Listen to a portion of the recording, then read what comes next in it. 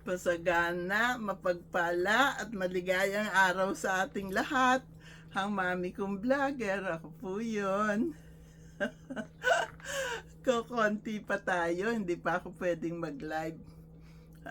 Inihintay ko lang kayo.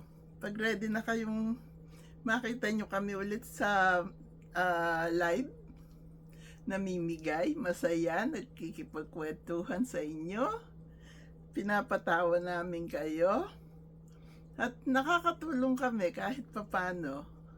Diba yung mga pinamimigay ko, pinamimigay namin ni Edison. Yung huling pinabigay namin, bigas. Kaya mag-subscribe na po kayo. At breakfast na tayo. Coffee. Meron din akong tea. Meron din akong mga fruits. Isang bag na fruits ang babaunin ko. Meron akong plum, pears, orange, tangerine, at meron po akong yung dalawang sweet potato yun, babaunin ko. Dadaling ko sa work. Sinishare ko dun sa kay Calum. At ng pagkain ko gusto niya. Kaya healthy siya, healthy living. Kahit magbaon ako ng ginisang ampalaya, nakikikain sa akin. Mabalik po tayo sa sweet potato. Ito topic natin ngayon.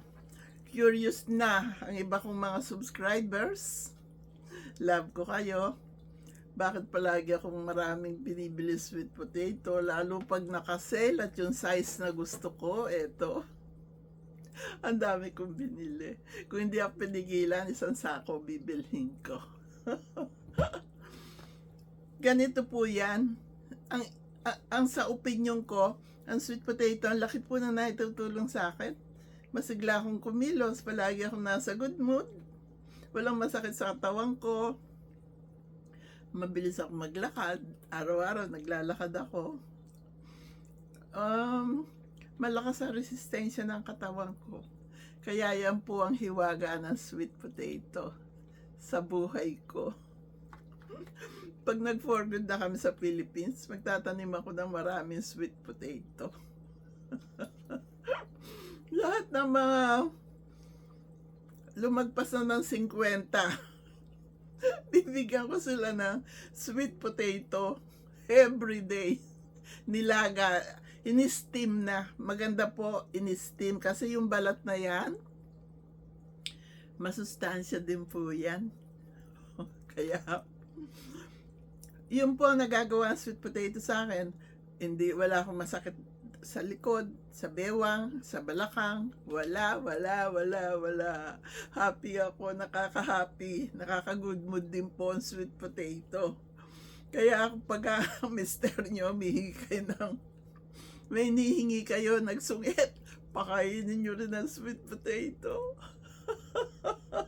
At tayo naman, mga babae, huwag natin pabayaan natin sarili. Kailangan palagi tayong mabango. Buong katawan, pati doon sa baba, kailangan palaging malinis yon. Ako nga ina-alcohol ko pa eh. Ayoko nakakaamoy ng mapanghe. Hugas at alcohol ang ginagamit ko. Kaya eto po, ako ang inyong masayahing ang mami kong vlogger. Walang kalungkutan, kahit na malungkot, nakangiti pa rin. Ang problema po, dumarating talaga sa buhay natin yan. Pero ibigay natin siya kay God, mag-pray tayo, magsipag tayo. At kung may gusto kayong bilhin para sa sarili nyo, para hindi na kayo mihi sa mister nyo, magtrabaho din kayo, kagaya ko. At saka sasaya buhay nyo. Pag nagtatrabaho kayo, wala kayo sa bahay, pala kayo nagkikita mag-asawa, baka mag-aaway lang kayo. Pero hindi. Pag nag-sweet potato kayo, walang away, wala. Dinadaan ko lang lahat yan sa ngiti at sa tawa. Sasabihin, may problema na, nakatawa pa. Ano, lukaret? Hindi po, masaya lang. Good mood, okay po. God bless us all.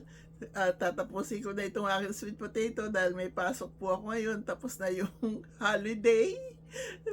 Kasi kahapon wala po akong pasok, Memorial Day. Nag-party-party kami. Masaya. God bless us all. I love you all. Please magpa-subscribe po kayo para tayo makapag-live na. Okay po. I love you. God bless us all. Kain tayo ng sweet potato. Mura lang yan.